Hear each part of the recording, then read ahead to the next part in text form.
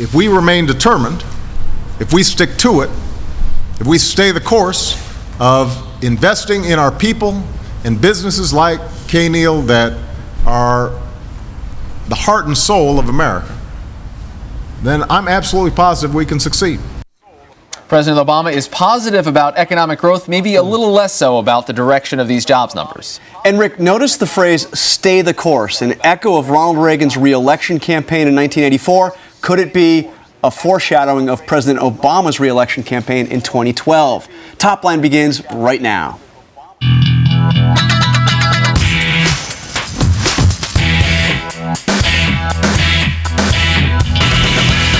Hello and welcome to ABC News Washington Post Top Line. I'm Rick Klein. And I'm Jonathan Carl. Every day at noon Eastern, we're right here bringing you the latest political news, analysis, developments, everything you need to know. And it's twitter.com/the note for even more. A big political week once again, John. Where are we starting? There it is, the good, the bad, and the ugly. The good news is jobs report comes out today, shows 431,000 new jobs. The bad news is 411,000 of those were temporary government workers working on the census. The really bad news, Rick, is that most of those workers, those temporary jobs, end in September and October. Really bad news for the White House. A big decline of 400,000 jobs coming just as we go into the midterm elections. And maybe the really, really bad news is that even though they have a big number, no one is going to talk about it. Not just because there's conflicting reports around it, but because there's so much other stuff going on. Yeah. I mean, this oil spill is really drowning out everything else. And that's where we go at number two, back to the beach. And of course, it's not a vacation beach. It is a much different beach even than a week ago. President Obama back in New Orleans this afternoon, in the New Orleans area in Louisiana. And he's even seeing a difference in the area that he's going to. We saw a more pristine beach with tiny tar balls last week. Now there's a lot more oil on the ground, and the political fallout, of course, just worsens throughout. And I mean, Rick, these images that we are now seeing of the birds. Of course, That's what we remember from the Exxon Valdez. And now these images look worse than what we saw. And of course, this disaster is worse than the Exxon Valdez. And it's just the beginning as this stuff hits land. Really, really bad news. So next up, misremembered. Congressman Mark Kirk, of course, running for Senate in Illinois, is now apologizing for exaggerating his war record. And Rick, I've got to read you from his apology. He says, in explaining it, I simply misremembered it wrong. This does not sound like, a Senate campaign that's about to get back on track. This is remarkable. We've seen this now consume an entire week for Congressman Kirk, and he's had to deal with this. As you pointed out yesterday, this is a guy that actually does have a war record to be proud of, a military record to be proud of. He's the first sitting congressman to serve to be deployed to a war zone since World War II. Incredible, but he can't get his story straight on this, and even the story straight on why it wasn't straight. This apology yesterday maybe begins to put it behind him, but they haven't shown any capacity to do that so far. And finally, document dump. Tens of thousands of papers related to Elena Kagan's service in the Clinton White House are due to be released this afternoon from the Presidential Library. And we're going to have a total of about 160,000 pieces of paper. We remember the similar document dumps around the Roberts and Alito confirmations. But the interesting thing, out of 160,000 documents, we may learn just about nothing that's interesting. Yeah, she still remains one of the most obscure nominees we've had, echoing Souter and others that we just don't know much about her views on this.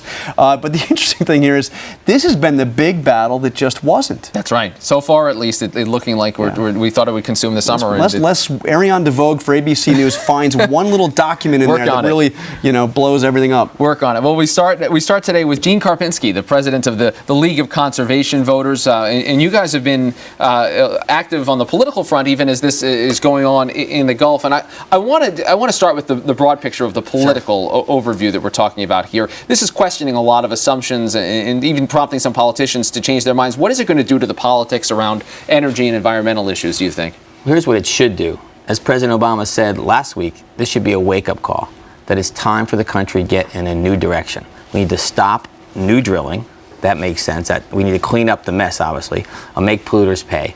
But most importantly, we need to end our dependence on foreign oil and move in an entirely new direction, a comprehensive new clean energy policy. That's the solution we need. Hopefully, politicians up on Capitol Hill, this will be the wake-up call. It's time to get serious. We heard the president just 2 days ago, probably more forcefully than ever before, said it's time to turn the corner, end our dependence on foreign oil, move in a new direction, and this should be the wake-up call. So let's hope the politicians up on Capitol Hill hear that message loud and clear. The House did that more than a year ago. Almost a year ago. Now is the time for the Senate to act and get a bill to the president's desk this year. But are the deeds matching the words? I mean, the moratorium on drilling, we now know, is not really a moratorium on drilling. It's just a moratorium on deep water drilling, not closer to the shore. Are they really doing it? Well, the moratorium extends to new drilling everywhere. And then existing drilling, deep water, has actually been stopped and shallow now. But yeah, MMS, as we know, has had some problems trying to match the president's words to what they do. That's a challenge, and we'll have some new leadership there. What we saw 2 weeks ago in the Rose Garden was the president announcing a new policy to extend what he did a year ago, saying cars and now trucks need to reduce their use of oil, cut consumer costs by being more fuel efficient in the next 10 years. So there's progress, but the most important progress has to come from Congress. The president has to lead, but the leadership in the Senate has to be there as well, and the Senate has to do the same kind of job what the House did, which is pass a comprehensive bill to really chart us in a new direction. That's what's good for our economy. You want new jobs? New clean energy jobs is the future that we need to go in. That's to kind of reduce our dependence on oil, new jobs, and save the planet at the same time. It's a win, a win, a win. You mentioned the Senate, and the League has gotten involved in the Senate race in Arkansas. Indeed, we have. In a pretty entertaining way. You guys put up a hard-hitting ad against Blanche Lincoln. Just the facts. Just the facts. Well, the facts and the gusher of money that we see coming out there looks a lot like that gusher of oil down in the Gulf. Is that fair? I mean, you guys, this is a pretty politically, this is an explosive thing to say about someone. You're basically blaming her for a spill in the Gulf. No, not at all. Let's be clear. Back in January, Blanche Lincoln joined almost every Republican senator and only 2 Democrats to co-sponsor a resolution that would take away EPA's authority to cut public health protections.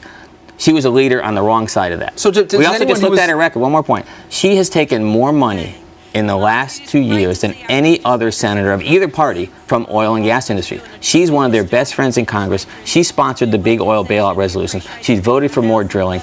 She's on the wrong side of this issue, and the voters of Arkansas need to know that. Are lawmakers complicit then in what's going on down there? The people that took money from oil companies in these kind of sums, does that make you somewhat responsible for what we're seeing in the Gulf? Most important is how you vote. She co-sponsored a resolution to take away EPA's authority to regulate public health protections. Okay, but she voted for more drilling. So it's her record that we complain, and she walked away from a comprehensive energy bill at the same time. So it's her record that's most important. Wait a minute. I got to press you on this. Does she do that because of the money? Let her explain that. The facts are the facts. She took the most money, and she's got a terrible record. First of all, the President of the United States was also supporting more drilling. So that's, let's be clear. Sure. She's not all and that we much criticize him for that too. Okay, but you're running an ad now that actually uses imagery of that rig blowing up. I mean, this is the equivalent of running Osama bin Laden in an ad attacking somebody on being soft on terrorism. I mean, doesn't that go beyond the pale? I mean, effectively, you may be saying you're not blaming her for that spill, but you're using imagery from that spill to attack her. We're using the facts of the case, which are she's taken more money from big oil than any other senator, and that's the fact. And we also talk about her voting record. People see the visuals. That's fine. You talked about the president. You said you've been critical of him over oil drilling. Are you expecting a big reversal from the White House when all is said and done in this? This is going to really change their mindset when it comes to energy development and oil exploration? There's a couple pieces. One is on the new drilling. So they've already done a pause. They said a moratorium on new drilling. That's good. We think that should be permanent. We had a permanent moratorium for almost 30 years. So that makes sense. But the more important part, again, in the long run, is to end our dependence on oil, move in a new direction. And that they've been consistent on. And again, I think the president 2 days ago was as strong as he's ever been, saying we need to work with Congress to pass a comprehensive bill. So we criticized them when they called for more drilling. They were wrong. They've stepped back from that. Hopefully they'll stay in that place. I think actually the commission they appointed so far, the bipartisan chair, that's a great choice. Bob Graham and Bill O'Reilly, great choice to lead that commission. That's a part of this. But most importantly, in the long run, we need to pass a comprehensive bill. New jobs, more security, less pollution. We're just about out of time, but I wanted to get your sense. What are you hearing about just how bad the environmental impact's going to be? Are we just seeing the beginning? As well as I do, Jonathan, I recommend you watch this every day, and it's horrifying. It's scary, and I think people suggested it was going to get worse, and some people said, no, it's just going to stand. It's just getting worse every day as far as we can tell, and that's not going to stop. We're not going to be able to stop this oil till August at the earliest, for sure, it seems like. And so the problems are going to get worse. They're going to intensify. But again, hopefully that's a wake-up call. No, we have to make the polluters pay, clean up the mess, but most importantly, move in a new direction. That's our challenge. Just very quickly, one thing I was struck by, and we got a question on Twitter about this as well. Why haven't we heard more from the environmental movement, the Sierra Club, the Al Gores of the world, criticizing what's going on, or at least weighing in some kind of major way? I think that's actually wrong. I think you have seen them. A lot of leaders have been down there. 2 weeks ago, 24 groups, including ourselves in a Sierra Club, sent a letter to the president saying, here's 5 things you need to do. Number 1, stop the gusher, but also put a moratorium on new drilling, which is what he did that the day later. So you've heard people speak out, you've heard criticism. And they'll continue where to do it, appropriate, and I think you'll see that. But also want to work with them to pass a comprehensive bill. It's been wild to see Al Gore silent on all this, though, just for other reasons. But, Gene Karpinski, League of Conservation Voters, we appreciate you being with us. It. Thanks a lot.